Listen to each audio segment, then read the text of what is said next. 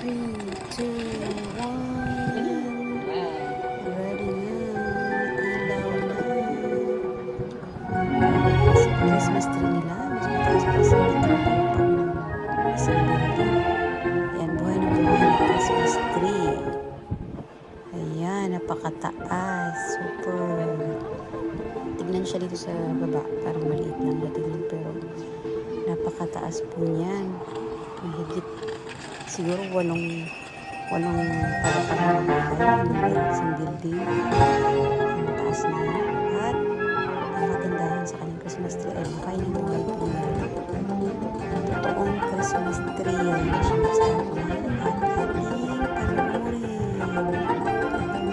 Sobrang dami ng tao. Tingnan naman. Sa sitio, sa plato na kanta. Dito kami sa Strasbourg. Ito po siya ay capital city. France. Ito po na pinaka-capital city sa France. So,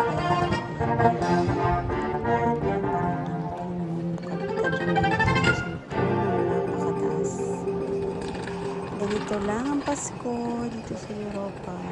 Kahit wala tayong pera, at least medyo malakas ang pangangatawan at happy pa rin. Laban lang lagi sa buhay. Sana sa sunod na taon ay nakakahinga tayo sa kahirapan. Sa hamon ng buhay na pagpapalala nating hinaharap ay ating sabayan ng pagdarasal palagi tayo gabayan sa taas at sana'y bibigyan pa tayo ng maraming blessings ng Lord. Gano'n siya kaganda. Yan, sobrang pagod ko na dyan sa pagkakas malawak din. Tsaka kasi maraming mga palamit sa sobrang tao. Sikip na sikip. Dahil sobrang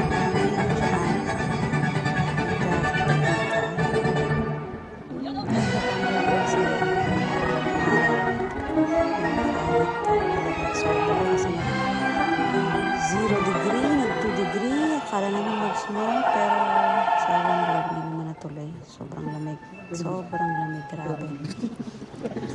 Pero tingnan natin, napaka-alive. Tapos